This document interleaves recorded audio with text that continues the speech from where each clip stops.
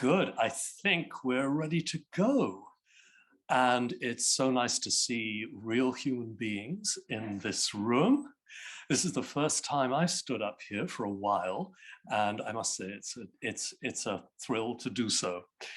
My name's Ivan Gaskell. I'm Professor of Cultural History and Museum Studies here at Bard Graduate Center. And as a member of the steering group of the Horowitz Seminar, along with my faculty colleagues, Catherine Whalen and Meredith Lynn, I have the privilege of introducing our speaker this evening, Mónica Domínguez Torres. I do so on behalf of our director, Susan Weber, and our dean, Peter Miller. But before I do so, I want to acknowledge that I'm speaking to you from the ancestral homeland of the Lenape peoples on the island of Mannahatta, a gathering place for native peoples for thousands of years. And regardless of title deeds, this remains native land. I also want to acknowledge with gratitude of all of us at Bard Graduate Center that the Mr. and Mrs. Raymond J. Horowitz Foundation Seminar in New York and American Material Culture is made possible through a generous gift from the foundation of the late Mr. and Mrs. Raymond Horowitz. And now our resident scholar and this evening's speaker, Mónica Domínguez Torres. Mónica is Associate Professor in the Department of Art History at the University of Delaware with a joint appointment in Latin American and Iberian Studies. She's been at the University of Delaware since 2003. A native of Venezuela, she completed her PhD at the University of Toronto. And prior to that, she had the great good fortune to have been a museum curator. And that was at the Galeria de Arte Nacional in Caracas. And in that capacity, she published catalogues of the museum's 17th and 18th century paintings and the still life paintings. Mónica has received various awards and fellowships, among which I'd like to mention that she was a Getty Scholar in Los Angeles in 2019 to 20, and unfortunately, remotely owing to the pandemic, a research fellow here at Bard Graduate Center in spring 2020. Mónica's book, Military Ethos and Visual Culture in Post-Conquest Mexico, was published by Ashgate in 2013, and she's published numerous journal articles and book chapters, among which I'm just going to mention one purely selfishly, her chapter, Mastery, Artifice, and the Natural Order, a jewel from the early modern pearl industry in the Oxford Handbook of History and Material Culture of 2020. And I'm being selfish about that because I edited that with Sarah Ann Carter. Pearls are a long-running interest of our guest speaker. She's preparing a book manuscript, Pearls for the Crown, Art, Nature, and Power in the Age of Spanish Empire. It's from this work that her lecture this evening derives. And I'm sure you'll agree with me when you hear her that Professor Domínguez Torres is herself a pearl in whichever crown she happens to find herself. And for this week, during her residency at Bard Graduate Center, she is our very own nacreous highlight. Finally, a word about how today's event will run. Professor Domínguez Torres will speak for about 45 to 50 minutes, and then we'll open things up for questions and discussion. There's a small audience from BGC here in the lecture hall. And for those of you watching at home, please use the Q&A function at the bottom of the screen, and I'll be able to read your questions to Mónica. And now I'm going to turn things over to Mónica Domínguez Torres, whose topic is Heavenly Pearls, Nature, Religion, and Politics in Habsburg Spain. Mónica.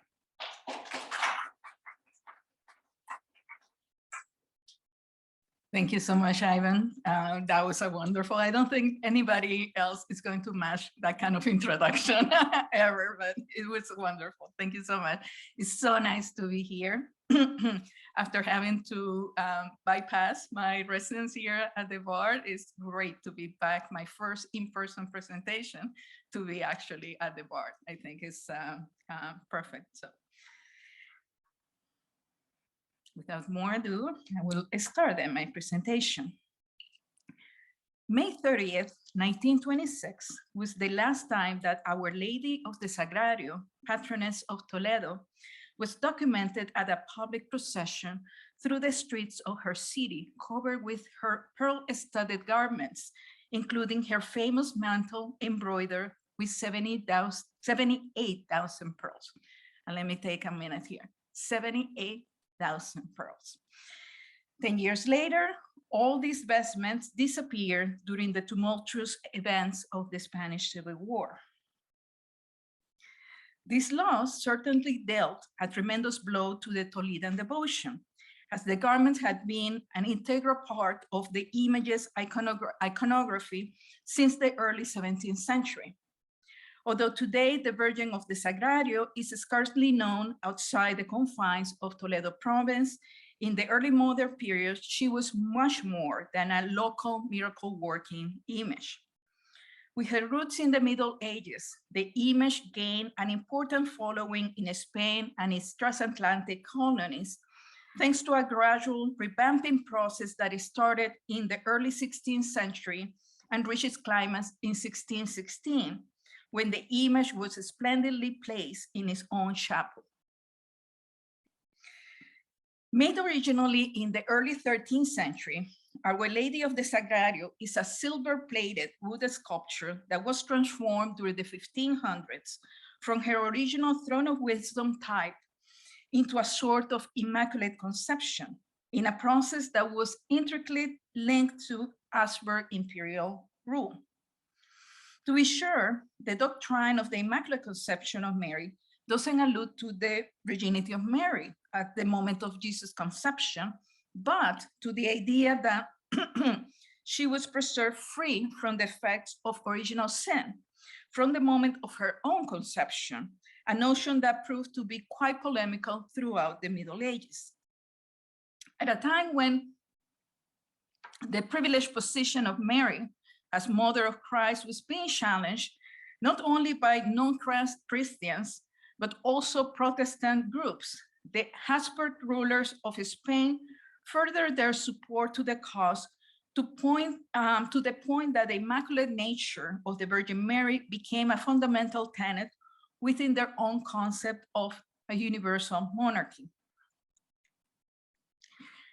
Coinciding with the pearl rush that occurred in the Caribbean and Pacific coast of Central America throughout the 16th and early 17th centuries, the virgin garments were gradually covered with an impressive number of pearls.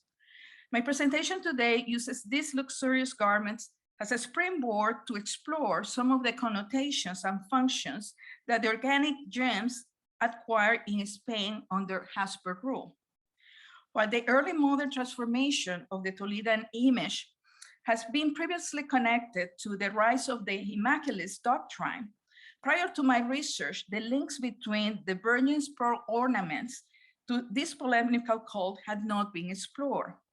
In the next minutes, I will discuss the Sagrario's pearl-studded garments in relation to the religious and political forces behind their creation.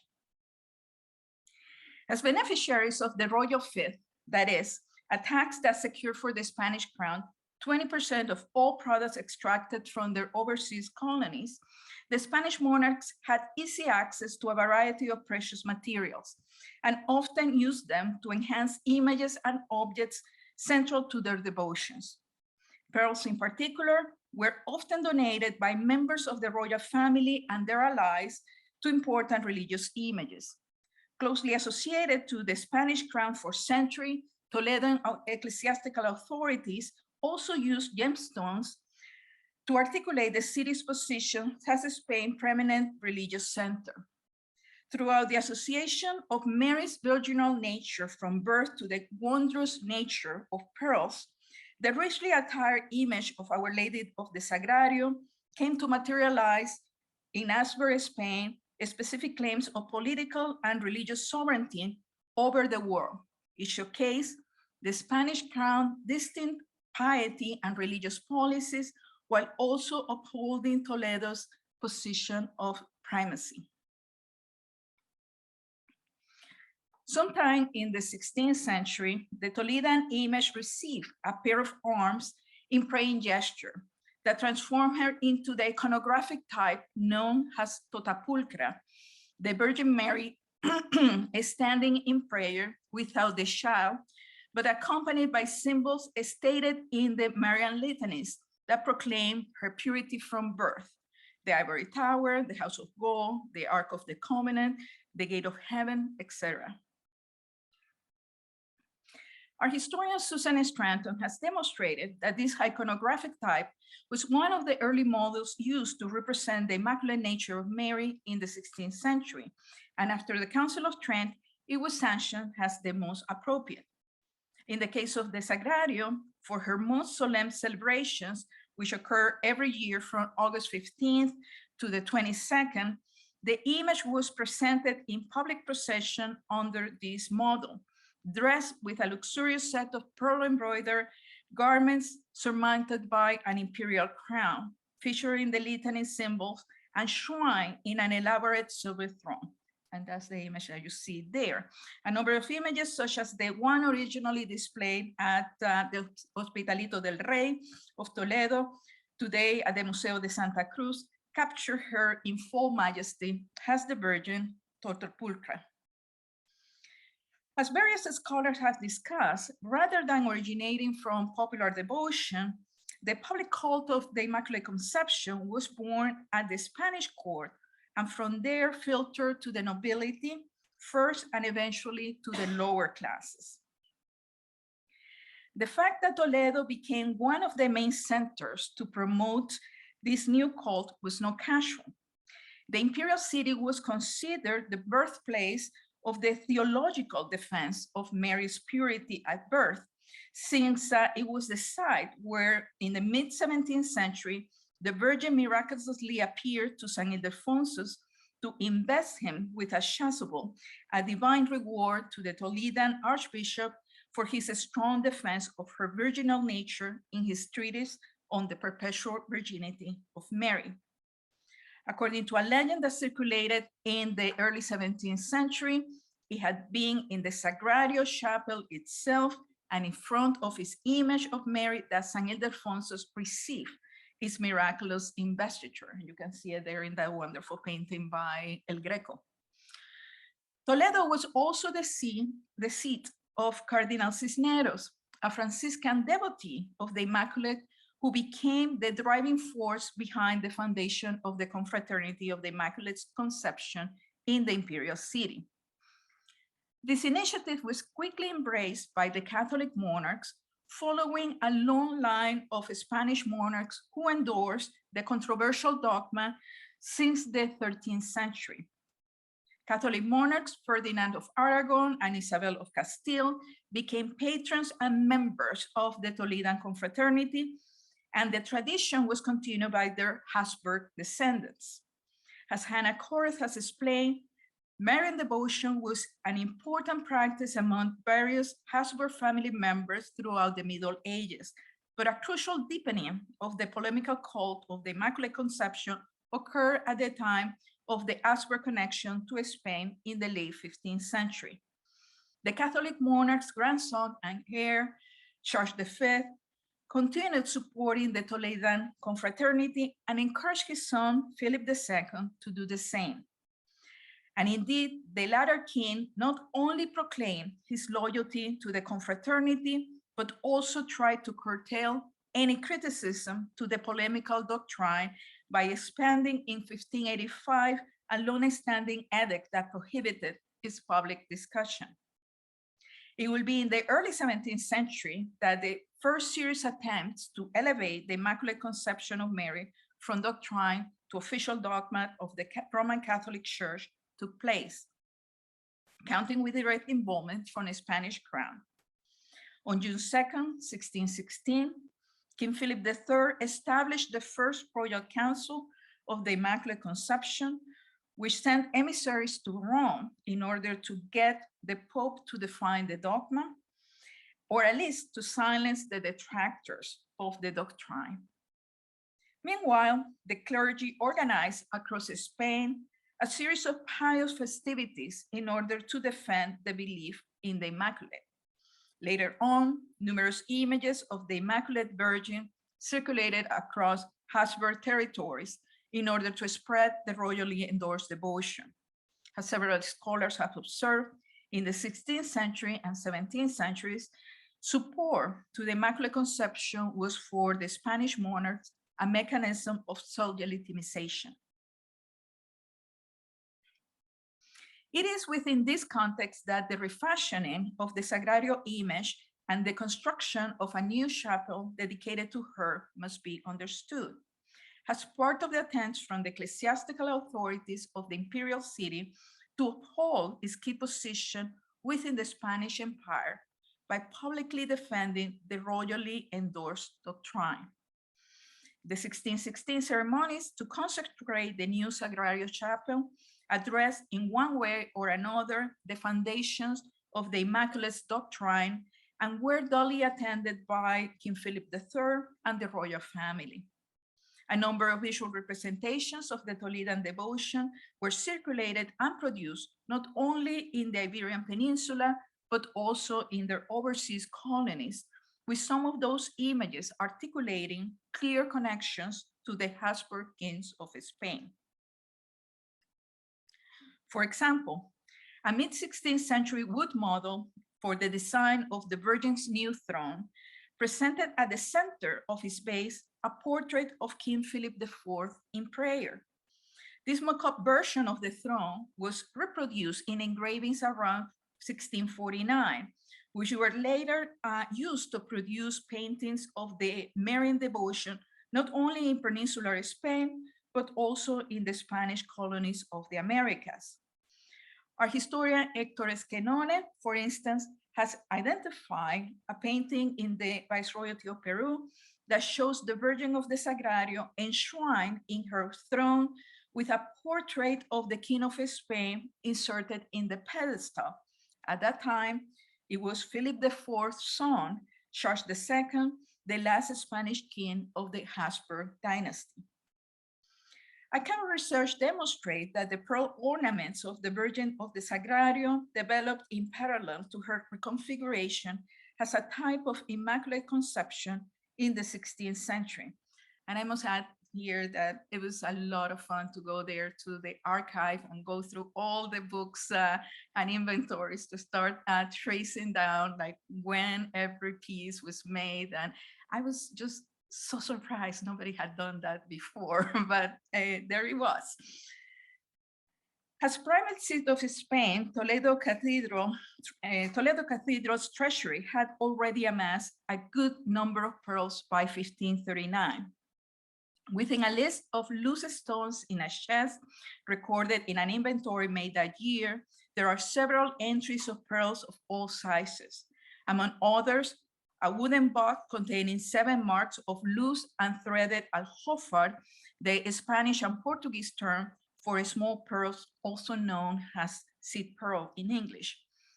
A golden necklace with 12 pearl pendants and a string of 97 pearls, several small boxes and pieces of paper containing grains of aljófar of different sizes.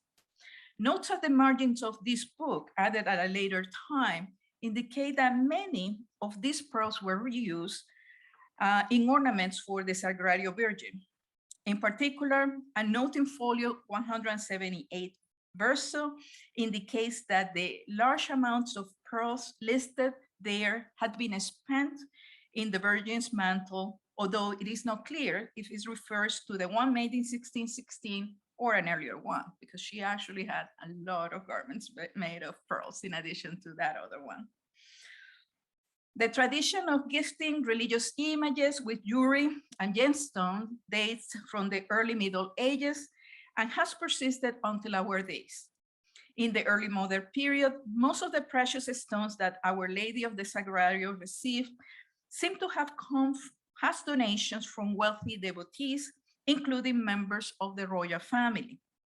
As early representatives of God and champions of the Roman Catholic Church, the Habsburg kings of Spain saw as their duty to promote religious rituals and provide important Spanish sanctuaries with magnificent ornaments.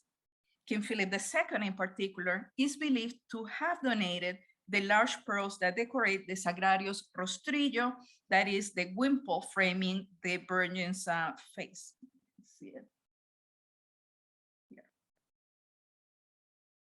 Actually, here's a better image of that. This is not surprising, as there existed a long-standing tradition associating pearls to the virginal nature of Mary. Traded and priced as luxurious commodities and medicinal components since ancient times, throughout the centuries, pearls were thought to have had a sort of virginal birth. An old legend passed down by the first century Roman naturalist, Pliny the Elder, asserted that pearls originated from dewdrops that were trapped into the oysters when they surfaced to breathe and reproduce. According to the ancient Roman naturalists, the color and quality of pearls depended on the quality of the dew that engendered them. And I quote, if it was pure inflow, their brilliance is conspicuous. But if it was turbid, the product also becomes dirty in color, end of quote. Moreover, according to Pliny, if the oyster was disturbed by thunder, the pearl changed its colors and shape, becoming a sort of miscarriage, the so-called Baroque pearls. As a result, in ancient times, pearls were associated with Venus and became emblematic of maidenly purity and love. Later on, in the Middle Ages, the white iridescent matter of pearls became metaphorically associated to the figure of Mary. The early 12th century theologian, Hugh of St. Victor, for instance, compared Mary's acceptance of the word of God through the archangel Gabriel to the oyster that rose from the bottom of the sea and opened itself to be impregnated by the heavenly dew. Other medieval authors gave similar spiritual interpretations to the marine gem, using pearls as symbols of Mary's perfection, as Coram von Hamburg did in his poem Annulus, written around 1350. Such ideas persisted well until the early modern period. In particular in Spain, theologians equated the nature of pearls to Mary's immaculate nature until the 17th century, as shown by Fray Antonio Ramarro's Virginal Alphabet of the Excellence of the Holy Name of Mary, published in 1606. In addition to connecting Mary's virginal nature before, during, and after childbirth to the whiteness and purity of a pearl, the author explains how in the Virgin, a devotee could find similar spiritual benefits to the medicinal properties that pearls were believed to have. Also, a panegyrical text on the Holy Name of Mary, composed in 1622 by the royal preacher, Fray Hortensio Felix Paravicino, proposes to call Mary Stilla, that is the Latin word for drop, explicitly citing Pliny's dew-engendered theory on pearl formation. Association between pearls and religious notions of purity were not only confined to theological literature, but also found echo in other types of work. In Bologna, for instance, the naturalist Ulisse Aldrovandi wrote about the moral meanings of pearls as embodiments of the immaculate nature of the Virgin Mary. In Spain too, the apothecary and astrologist Gaspar de Morales made similar connections in his preface of his 1598 work on the wonderful virtues of properties and precious stones. And I quote, "Being as you are, queen and lady, virgin land and fertile field from which the angular stone of the sovereign was cut, fecundated through heavenly influence by the dew of the Holy Spirit, because in no other way nature produces on its own the precious pearls, opening the marine shells, their entrails, and conceiving in them from the heavenly dew, which come to be mature and perfect on August 15th, the day of your holiest Assumption." Morales equates the nacreous matter of pearls to Jesus Christ, has the unblemished product of Mary's virginal conception, but also to Mary herself, as she is the keystone from which the pearl Jesus originated. What is more, Morales associates the formation of pearls to the action of celestial bodies, and based on astrological considerations, determined that the best time to retrieve mature pearls was August 15, the same day that it is celebrated Mary's assumption to heaven. Moreover, the Spanish apothecary believed that according to the laws of astrology and medicine and fisherman testimony, he says, it is during the spring that the oysters are incited to lust, and that pearls are formed in a period of 4 months, reaching their perfection by mid-August. Oysters fished after this time are found empty, and pearls extracted between April and August become corrupted. Such ideas equating pearl formation to Mary's virginal nature even reached visual form in emblem books such as The Life of the Blessed Virgin Mary, Mother of God, represented in emblems, published in 1646 in Paris with engravings by Jacques Callot. Towards the end of the 16th century, the idea that Mary, body and soul, ascended to heaven became closely connected to the Immaculate Dogma, as demonstrated by Alonso de Villegas Salvago's defense of the Mary's Immaculacy as part of his exegesis on the Feast of the Assumption. And indeed, the feast day of Our Lady of the Sagrario in Toledo is celebrated in this specific day, further strengthening the connection. Morales' assertion that pearls mature by force of the heat received from the sun may also align with contemporary trends that associated the Immaculate Conception with the apocalyptic woman clothed with the sun. As material recipients of solar energy, the pearls that cover Our Lady of the Sagrario dress could be understood as enveloping the cultic image with the sun too. The Sagrario's pearl-studded garment stud gave material substance to the abstract notion of Mary's virginity at birth. At a time when both the intercessory power of Mary and the efficacy of material props for Christian devotion were topics of ample criticism by Protestants, the lavish material decoration of an important cultic image made a powerful statement about proper ways to demonstrate Christian decorum. As various scholars have remarked, the long-standing practice of embellishing humble, miraculous images of the Virgin with precious materials was legitimized in the early 17th century, explaining that such rich adornments were appropriate material expressions of the high honor that was due to these prodigious images. Rich gifts given by royal donors, moreover, helped promote the cult. In Spain in particular, it became a common practice for the devotee of miraculous images, including monarchs and members of the clergy, to donate expensive clothes and jewelry made of precious materials. Thus, the precious pearls enveloping the Toledan Virgin highlighted her miraculous position by providing testimony of the devout fervor that she inspired even among influential patrons. By creating a material connection between the abstract notion of Mary's immaculacy and a venerable miraculous image, moreover, the Virgin of the Sagrario's pearl garments could also allude to the larger theopolitical order. Given the long-standing connotation of pearls as symbols of virginity and their ample availability in the newly conquered lands, the nacreous material could also become emblematic of the close connection that existed between the Virgin Mary and the Spanish crown. In fact, some of the literature that emerged around the Toledan image in the 17th century makes reference to her pearly adornments as coming from overseas.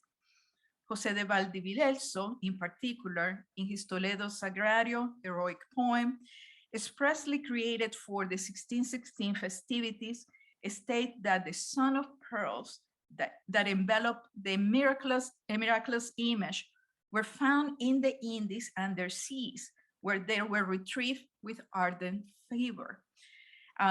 This last statement, of course, is a clear literary fantasy, as in the Americas, the precious stones were widely known to be forcibly and callously retrieved.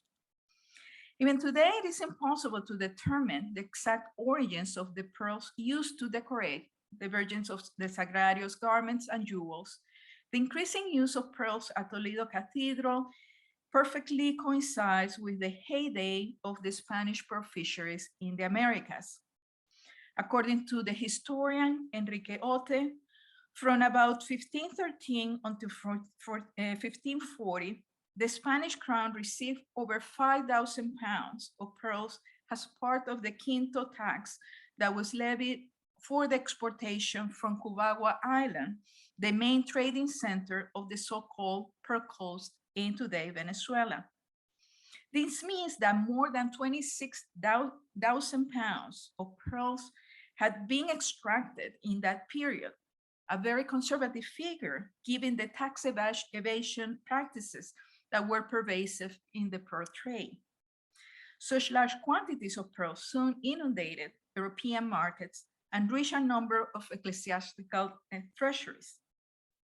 Even after the decay of Cubagua during the 1540s, new fisheries in Cabo de la Vela, Rio Hacha, and Margarita Island continued providing large numbers of pearls to the Spanish crown and church well into the 17th century. For example, Philip II donated a series of pearl study pieces to important local devotions. As recounted by the Cusco-born historian Garcilaso de la Vega, nicknamed El Inca, the best pearls coming from the Indies were set apart for the king's coffers, and from there went to serve the divine cult. Archival evidence from the second half of the 16th century backs El Inca's statements. The list of pearls that were sent from the New World fisheries closely matched the ones that the Royal Guardajoyas or Jewel Keeper received. Plus, the king did donate numerous objects and ornaments featuring impressive pearls to several key shrines of the Spanish Empire. In the face of Protestant attacks that condemned the excessive luxury of Catholic temples, the Spanish king aligned himself with post-Tridentine theologians who justified the donation of sumptuous objects as a venerable tradition and even held it as an appropriate form of devotion to highlight the reverence due to the holy figures. Philip II in particular offered good quantities of the Marian gems to prominent Marian images. To Our Lady of Guadalupe in Extremadura, for instance, he donated in 1588 numerous gemstones to decorate her rich mantle, described by El Inca Garcilaso as a magnificent piece, all embroidered with very fine and large pearls, following a chessboard pattern, as you can see in the print from that period. Some years later, his daughter Isabel Clara Eugenia sent from Flanders a dress for the same Virgin, embroidered with over 1,200 pearls. So substantial presents were not just philanthropic gestures on this part of the Spanish monarchs and their allies.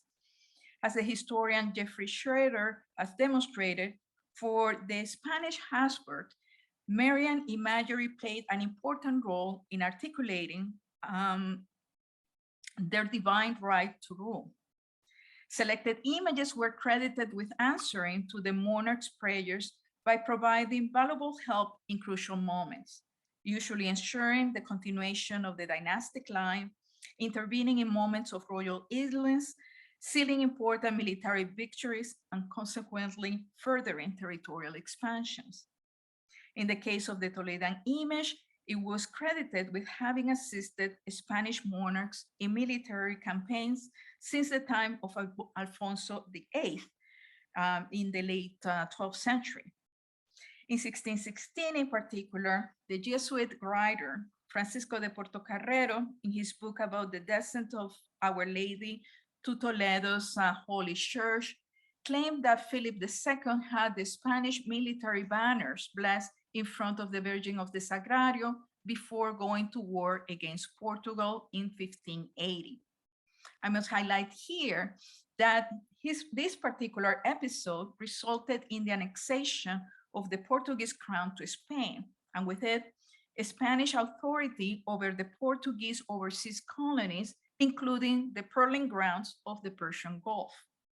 The Sagrario's image of the baby Jesus also provided important help to the crown, even though it was often removed for important public processions. It was taken by itself to the presence of members of the royal family in moments of sickness, allegedly curing several of them, in particular, Kings Philip II and Philip IV. Yet the connections that the Spanish monarchs established between pearls and Marian images were not only present in public devotions, but also in private ones. Philip II's probate inventory, for instance, lists a rather unique jewel, an Agnus Dei or religious pendant valued in 22 ducats, featuring a large Baroque pearl in the shape of Our Lady with a child in her arms. A very similar jewel, very likely the same pearl mounted in a different support, since Baroque pearl's natural shape like a Madonna must have been difficult to come by, once belonged to the Habsburg Imperial Treasury and today is at the Consistorius Museum in Vienna. Either it preserved as a family heirloom or a different piece altogether, the resemblance of the Consistorius pendant to the jewel once owned by Philip II attests to the connection that Habsburg rulers perceived between the nacreous matter of pearls and the immaculate nature of Mary. And as you all know well, in the early modern Europe, natural wonders or naturalia were coveted collectibles perceived as samples of God's handiwork and the order that he had imposed on nature. In 16th century in particular, such ideas had wide currency within courtly circles. In particular, the Spanish humanist Benito Arias Montano, who was appointed by Philip II to coordinate the publication of the Polyglot Bible printed by Christopher Plantin in Antwerp, and to organize also the new Royal Library at El Escorial, believed that plants and animals were primarily created to be useful to humans, and therefore serve as perfect examples to understand the complex design behind God's creation. In his book, Natura Historia, The History of Nature, completed in 1594, he uses both biblical exegesis and empirical knowledge as the basis to understand nature. As Maria Portondo has explained in detail, Arias Montano framed the natural world as unfolding from a series of historical events described in the book of Genesis. Oops.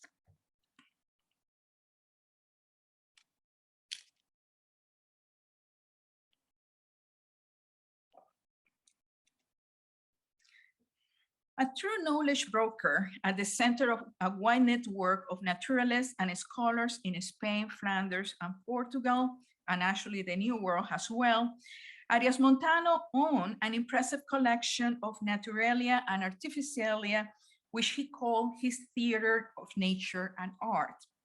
It included a special section dedicated to the sea, which contained a variety of shells and mollusks. For him, these small creatures, with their complex houses, weapons, and treasures, which I presume are pearls, that could rival human creations, showed how God's handiwork could be found even in the simplest creatures at the bottom of the sea. He also possessed a large collection of gemstones that he studied to understand their biblical symbolism and curative properties, and explained in his De Arcano Sermone, The Secret Language, published in 1571, that pearls were arcane testimonies of great value and full of wisdom.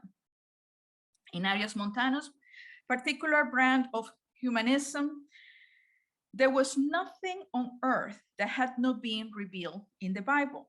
So he identified the New World as the lands populated by Noah's descendants, one particular descendant, Jobab, specifically Paria in the province of Venezuela, the region known at the time as the Pearl Coast, on account of his abundance in gold and pearls. So he thought that this son of Noah, Jobab, actually populated that particular land that was rich in gold and pearls. In this context, it doesn't come as a surprise that Baroque pearls became sought after gemstones to be transformed in all sorts of recognizable figures, many of them of religious nature. The transformation of precious materials into masterpieces for a monarch's collection was, moreover, meant to reflect his power over nature.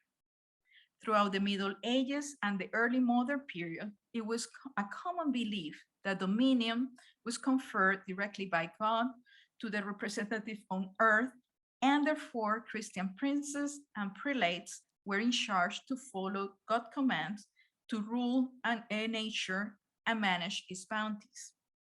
Pearls, especially evocative Baroque pearls like the one that Philip II owned, must have been perceived as divinely wrought symbols that substantiated the Habsburg claims to universal monarchy. That is, the notion that they were divinely chosen to rule over the globe in defense of the Roman Catholic Church. The naturally shaped prodigies also provided proof of the Virgin Immaculate nature at birth, offering a strong endorsement to the Habsburg support of the polemical religious tenet, while singling out the powerful dynasty as preordained overseer of nature. In addition to being an important source of wealth, thus, for the Spanish crown, pearls performed important functions in the articulation of what was considered then the divine political order. With the conquest of new territories in the West, the principle of dominion over nature became even more important for the Spanish Habsburgs. As Anthony Paxton has explained in detail, various early 16th century Spanish jurists sustained that the crown had the right to take possession of the lands and natural resources of the Americas because their original inhabitants didn't observe natural law. Among other things, they worshiped many gods, practiced cannibalism, and lived under tyranny, and therefore didn't possess the right to exercise dominion jurisdictionis over the lands in the Indies and their bounties. Specifically, Juan Ginés de Sepúlveda, a chaplain and official historian at the service of the Holy Roman Emperor Charles V, asserted that dominion could only be granted to members of civil societies, with which Native American communities were not, as they used the precious materials found in their lands for sacrilegious ends. Spaniards, therefore, could rightfully take possession of such natural bounties and put them to productive uses.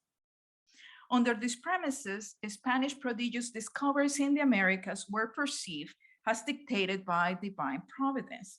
God has specifically chosen the Spanish monarchs to administer the abundant resources in support to the Catholic Church.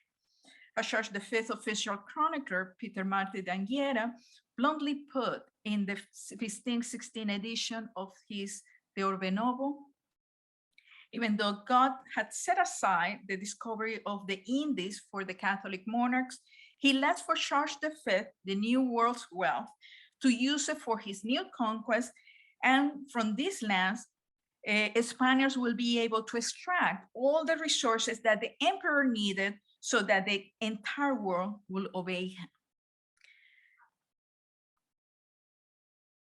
Such ideas found visual expression in a 16th century engraving produced by a former Franciscan missionary in Mexico, Diego Valadez, illustrating the time-honored concept of the great chain of being.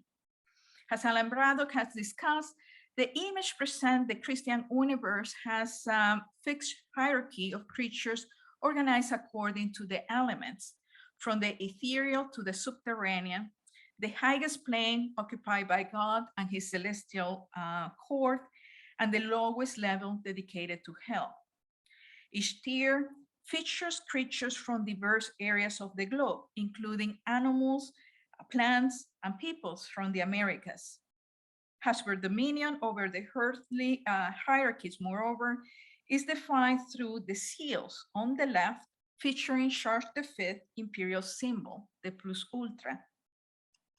It is worth noting that the fourth level, dedicated to water, presents a pearl oyster at the center, directly linked to the great change held from above by God the Father. And I hope you can see it in here. That's the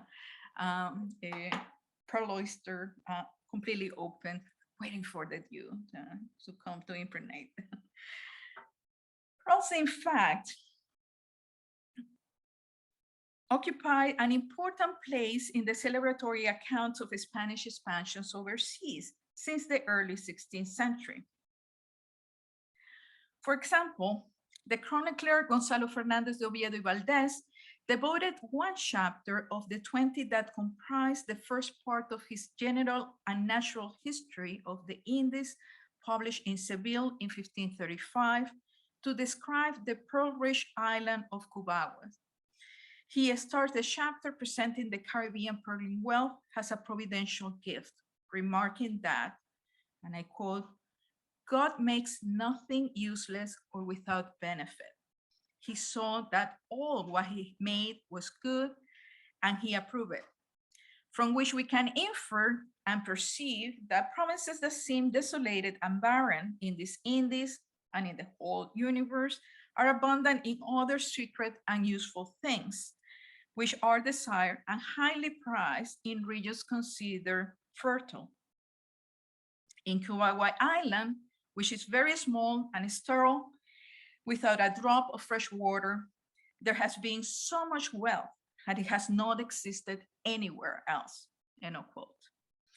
The Spanish chronicler described the Caribbean pearling ground not only as extremely prolific, but also as an unprecedented marvel.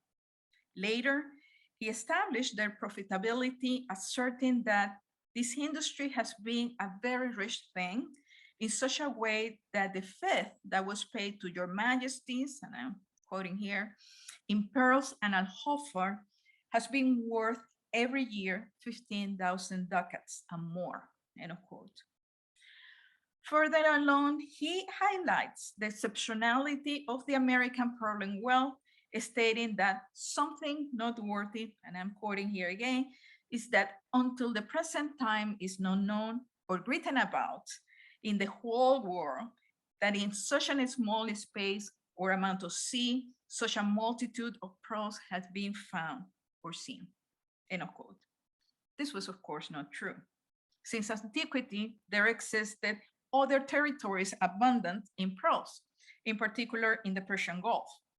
Before the 16th century, though, Oriental pearls had been the prerogative of Islamic rulers, who had controlled their extraction and trade for centuries. When Christian monarchs could partake of the exploitation of the precious material, pearls acquired a renewed theopolitical meaning, especially because one of the avowed ambitions of the Habsburg universal monarchy was to counter the ascendancy of the Ottoman Empire. Moreover, after the Battle of Lepanto in 1571, kept at bay the Ottoman threat at the Mediterranean, and the annexation of the Portuguese crown in 1580 allowed Spain to exert nominal control of the riches in the East Indies. Pearls were perceived as undeployed as God-given natural resource to be used in the expansion of Christianity.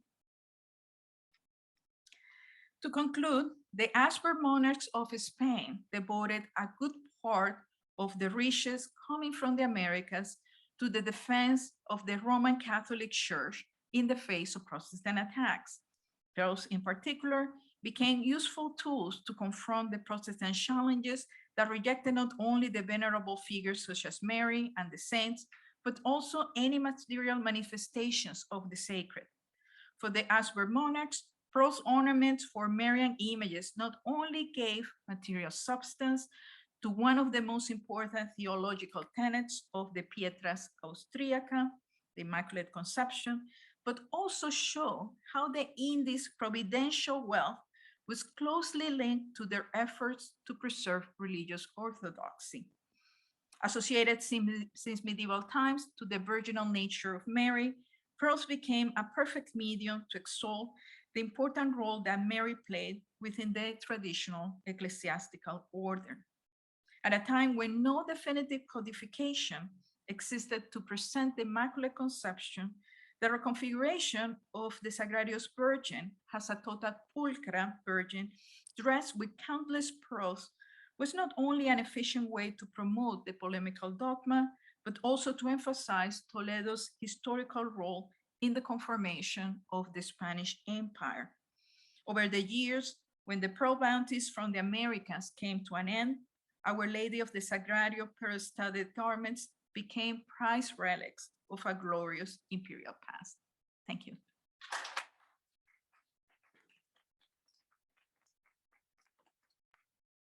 Stay up here, we'll take questions.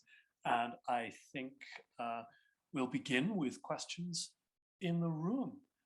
Any questions about this extraordinary story of the connections from Venezuela to Toledo? Yes. Thank you, that was fascinating. Could you remind me of the connection between the Feast of the Assumption, the August 15th date, and the seasonal variation of oysters? Yeah, so Gaspar de Morales said that pearls were mature on that precise day, on August 15th. If they were fished before that date, then the oysters were empty, they had no pearls. And if they fished them later, they had been damaged. They had become some sort of bad thing, like not a very good quality pearl. So yeah, he said, and that's a completely wrong thing. It's actually the opposite. It was the pearling grounds should be left alone during the summer. And actually, if they actually wanted to retrieve more pearls. But yeah, but that was his theory. It was he was trying to make everything match, and he wanted to align August 15, which was the day of the Assumption, and actually also the day of the celebration of the Virgin of the Sagrario, with the moment that pearls are in perfect shape. Mm-hmm. Deborah. Yeah, I wondered, yeah, it's a fascinating story, whether you have found evidence of fake pearls in this period, because there's a lot of other kinds of fake gems that are being made, and whether or not pearls are also, I mean, whether they have a kind of sort of trickle down appeal to people based on this, and whether you've seen evidence of that in any other kind of documentation from the 17th century, either in the Americas or in Spain. Yeah, no, that's a really good question, because yeah, there were many fakes made at the time. And actually, when I started this research, I wonder how many of those 78,000 pearls were actually real, you know? So, but actually something really interesting that I found in the inventories is that they registered the weight of the mantle. And that actually indicates that those were actual pearls. So like if to weight that much, they had to be natural pearls. The fake ones were either heavier or lighter. So to me, it was interesting to see that was the way, at least what they claim, it was the way of controlling that the pearls that were embroidered at the beginning were still there. So, and the weight of the mantle was terrible. Like it was actually one of the problems that they had, it was that because of the weight, the pearls tended to become loose and fall down, and they had to constantly repair the mantle, but they had to find very good embroiderers and trustworthy kind of embroiderers to do those kind of repairs. People were? That's what I'm wondering. Were they Who was women? responsible? for actually making the garment in the first place, and for the upkeep, because that's a real skill of actually handling. And that was a local embroiderer. Now his first name is escaping me, but the last name was Del Corral, and he was actually registered as the creator of the mantle, the one with the 78,000 pearls. The other garments that had been previously made that also had tons of pearls in them, there is no name registered for those particular garments. That for me, it was a surprise because everybody assumed, and in every publication I found, everybody assumed that the dress of the Virgin that's also was also embroidered with pearls, and the sleeves and the dress of the baby Jesus, even though in most of the representation the baby Jesus is not visible, actually he also sometimes was shown with his mother, and he had also a little dress with pearls and everything. All of those were made before this mantle from 1616. That's for which we know the name of the. Actually, I think we have it here. The name of the maker, because I think I put it with the. This is so great when you can say the name and not unidentified embroiderer or something like that. So I think Felipe del Corral. So Felipe del Corral was the one who made that big embroider mantle. And they had in Toledo Cathedral, as part of their staff, they had embroiderers who took care of, who maintained, who preserved all these different garments, because this was one set, but she had many other sets of very precious garments. These were the ones that she wore for the procession throughout the city in the day of her feast in August. So, but according to the time of the year, she had different type of garments, a set of garments that she wore and also needed to be preserved. So do we know whether Felipe de Corral was an ecclesiastical employee, or had some position within the church, and whether he had assistants or supervised a workshop? Because to sew 78,000 pearls that's more than one. And you person. can see the tiny, the size of all these pearls that he's like, of course, he needed like a lot of people. It was a workshop. And Toledo was a very important textile center at that time. So they had all these specialized craftsmen in there, and Felipe de Corral was obviously the best. That the Toledo Cathedral secured his service for that particular. So, and actually, I found references that he had to be working like under lock to avoid the temptation. And for people to steal the pearls, because it was so many and so on. So it was interesting. Of course, it's a problem, because so many of the things you don't know if it's legend or if it's true, because it's not really archival evidence about this, but it is actually, there are all these stories that are being told about this particular mantle. And just to follow this up a little further, if this information is extant, was Felipe de Corral and his team, were they part of a guild, or was the embroidery practice in Toledo governed by a guild? They were. There was a very organized structure in Toledo, and I'm hoping to come back to Spain finally this summer. This was a trip I was supposed to do in 2020. So, and then I'm going to spend at least a week or two in Toledo looking at those archives and finding more information about these artisans or these craftsmen that were working in these particular garments. Terrific.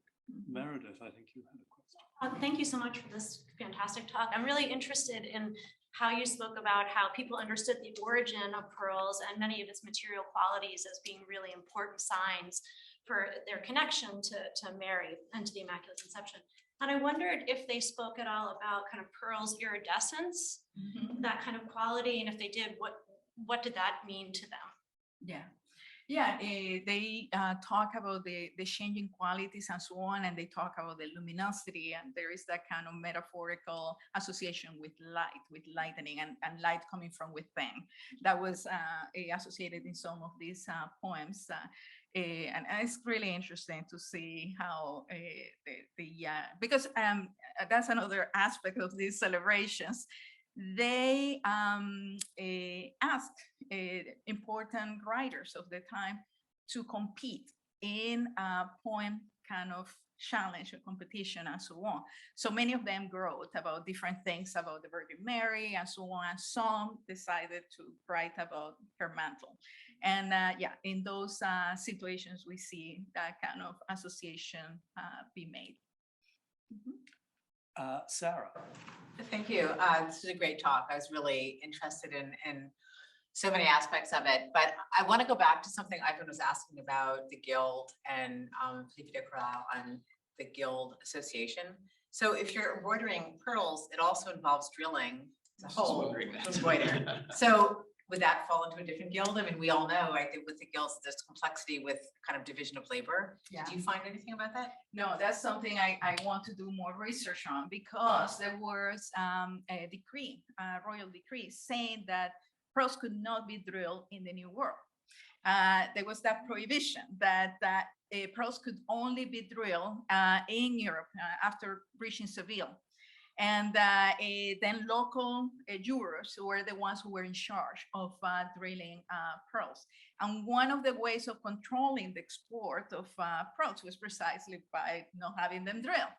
So yeah, and that's something I need to conduct more research about, because yeah, who were the people involved in Toledo's networks doing all these type of work. And unfortunately, last time I went to Toledo, I didn't realize they closed the archives for more than a month, actually for 2 months, and I didn't have enough time to do all the research, and that's why I need to get back there and finish that archival research. You'll see, I mean, this is such an interesting issue because, you know, an earlier Italian Renaissance display of pearls and reliquaries, and like they're mounted, right? They're kind of held as opposed to drilled. So it's a kind of, it's a moment of differentiation of how to embellish. Yeah, exactly. Which leads me to wonder whether this prohibition had any effect on the possibility of export of pearls from the coast of Venezuela to other parts of the Habsburg Empire in the Americas. Yeah. Or did they have to go all the way to Spain and then in theory, but I doubt that was the case. And there are documents, actually ecclesiastical authorities in the New World denouncing that there was a lot of trade being done internally, and that there were people piercing those pearls, and they were making jewels that they were not supposed to be doing, and that the king was being defrauded with all of this, and he should know that there was all of this happening. So yeah, but yeah, in theory that was the case, but it didn't happen. Yes. Thank you, Monica. I was wondering if you could go back to the image of the Virgin with the painting, actually, because I was curious about the rest of the mantle. So what kind of material would be, or the textile, is it an embroidered textile, and what kind of material would have been there? Because you have talked about the pearls, but I'm thinking that it seems like there's a lot of gold. So I was wondering, and especially with the other one, the one where it's not this image, but the following one, it's even more golden. Yeah, that one. And I was wondering if you think there is a metaphorical question there, because I was thinking it is when you mentioned the little poem about by Jacques Callot, when he talks about the dew, but also the sun shining and the pearls glistening. So I was wondering if you think this is a representation of the glistening of the pearls, or in some kind of metaphorical allusion to the materiality of of the robe. Yeah. Um, So the support, the textile that was embroidered is described in the text as silk.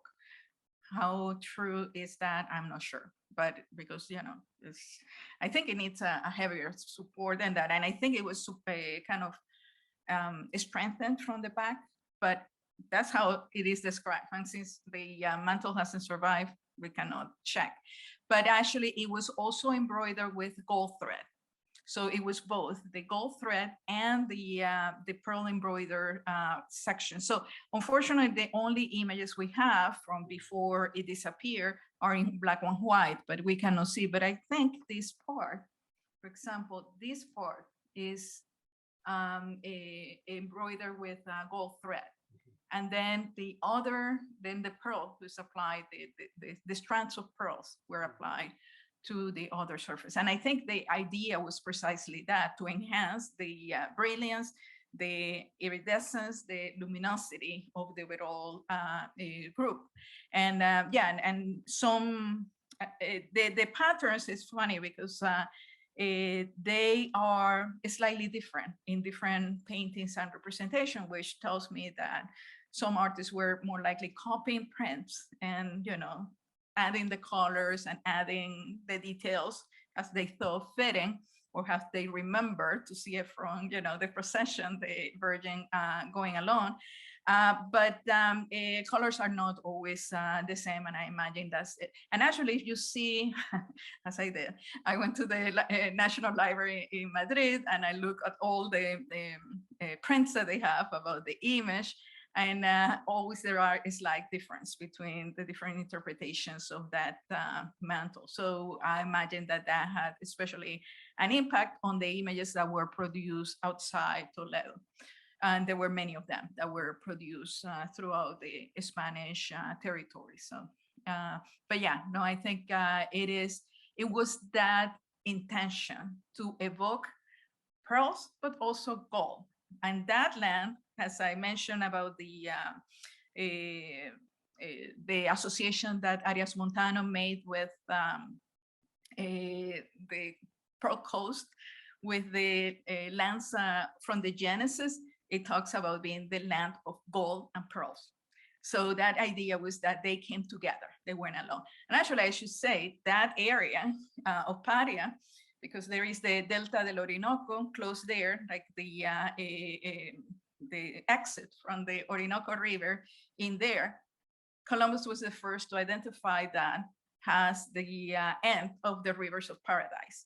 So there was already that kind of connection between El Dorado later on, but then at that very first moment, Columbus in his diary wrote that must be the end of the many rivers from paradise.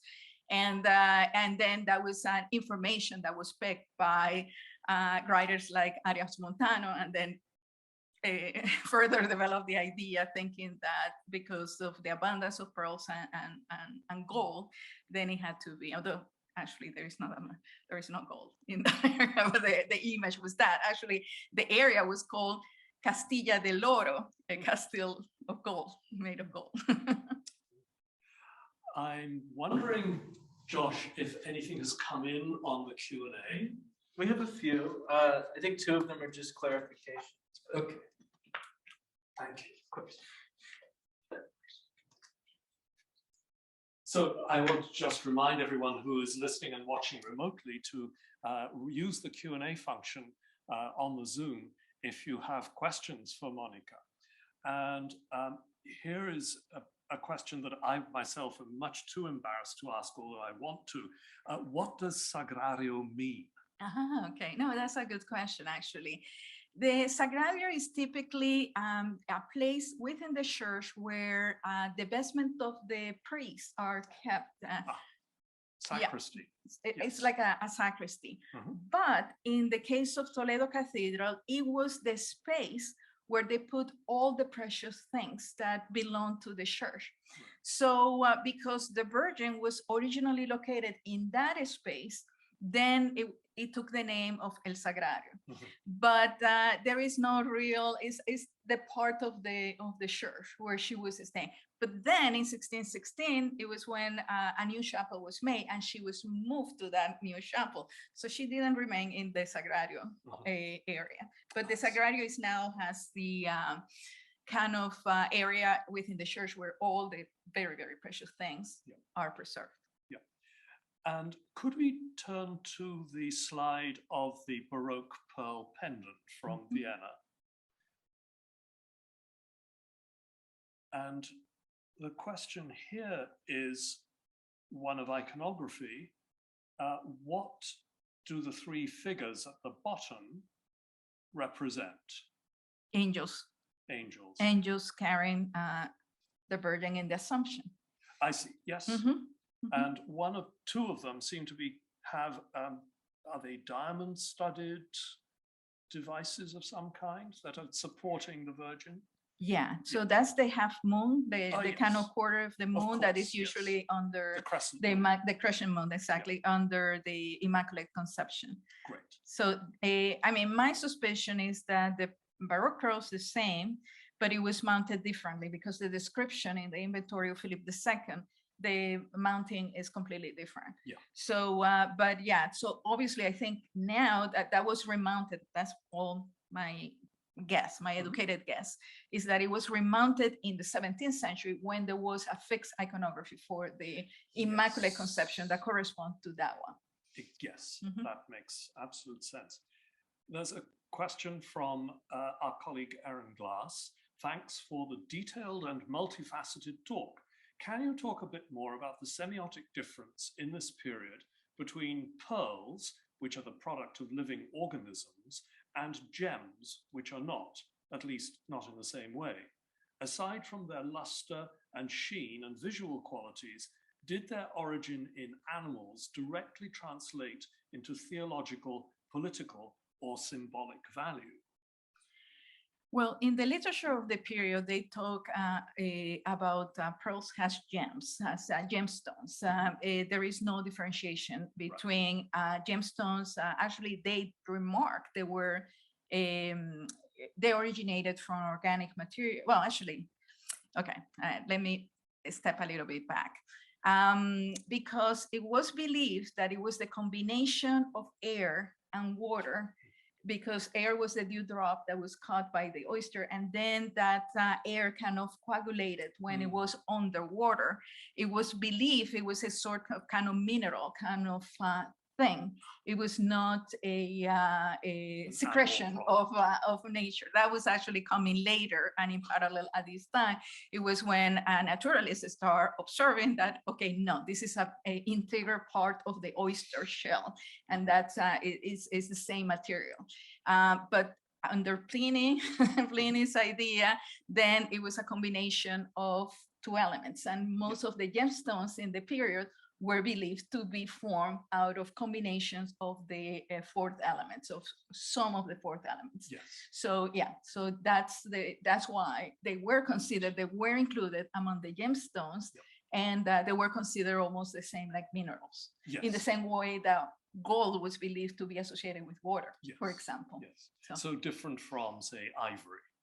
Yeah, exactly. Ivory was obviously known that it was from the elephant tusk, and it was 100% organic. Yes. But in the case of pearls, at least until the dew and gender theory was popular, which was a long time, then it was believed it was some sort of kind of mineral or gemstone in nature. Yes. Any further questions in the room? Jeffrey? Well, Erin's question and this image sort of get at something I was just wondering. I thank you so much for introducing me to all of the religious overtones and the Marian overtones in particular. Once you point them out, they're very logical. And I will never forget that image of the oyster Immaculate Conception, of the oyster happening like before our eyes. It's put me right off my seafood. But so my question is a little bit about the kind of aesthetic or cultural valences of either pearl and maybe also mother of pearl. You didn't really talk about that, but that's obviously also an important medium, cheaper, a little bit less precious, but bigger, you can do more things with it. Mhm. When I think of Baroque pearls like this that are mounted, I didn't know of this one. Mhm. And I think of Baroque pearls that are turned into the bodies of classical gods, often Venus, for Mhm. obvious reasons. Mhm. And that made me speculate just about all of the secular and kind of sexy associations of pearls. Mhm. Cleopatra, I'm just thinking in the visual culture of the time, Cleopatra, dissolving pearls, wearing pearl earring, all that kind of stuff. And even the famous bed, right, of Johann Paulo Schor, Mhm. where it's the Venus scallop shell that's opening, and I guess the sun that is being presented in this bed in the Roman palace is the new heir of the colonna, and he's the pearl. I mean, that's the joke. But those are all like secular, and would presumably not be appropriate for something that was exclusively identified with Mary or even primarily. And I guess I'm just wondering, you told us a lot about Marian Mhm. associations with pearls, but where does that fit into broader uses of pearls or poems about pearls? Or is this the major association of pearls in this period, or is it a minor sub-branch, or what's, what I mean? What's the relation? Yeah, so, that's a completely fair kind of question. Actually, this is chapter 1 of my book because I want to first establish that kind of a religious connotation, because that was the most traditional one coming from the Middle Ages and so on. But it is in the 16th century when then Baroque pearls start being transformed into all these mythological and creatures. And actually, chapter 2 of the book is about transformations of Baroque pearls into even real animals. And in the case I focus on, and we can talk about that more on Thursday, is, and I'm going to show an image, so if you want to see it, then you have to come on Thursday as well. It's a Baroque pearl that has been transformed as a frog. It's a pendant made in the shape of a frog. And there were many like that, in addition to the monster, the sea monsters and all of that. And mermaid, merman, and all sorts of tritons, all sorts of creatures. But those ones are particularly interesting to me because those are actual animals that are found in nature. So following the logic of the period, they were creating these kind of associations between the properties and the nature of certain creatures, like the oyster producing pearls, to frogs, and because they were, and I'm just advancing here, the plot of the second chapter of the book is that they were thought all to be the product of a spontaneous generation. So both the frogs and the pearls and the oysters themselves also, they were believed to be generated by the sun hitting the mud, either on the ground or under the sea. So there were all these kind of ideas associated, and then there were the medical properties kind of being associated and so on.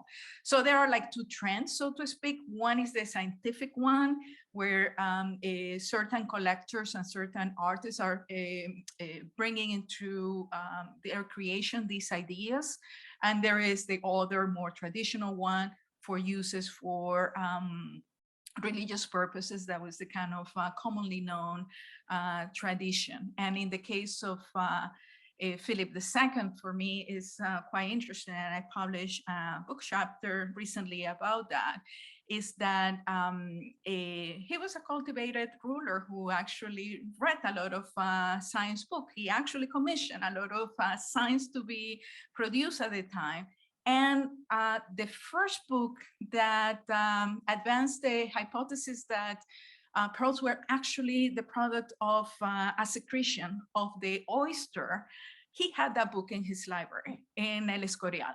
So I think he was aware of these theories, and it's just that for political purposes, it was important for him to support this idea of the pearl and the Virgin and the Immaculacy of Mary and all of that. But I think he knew more.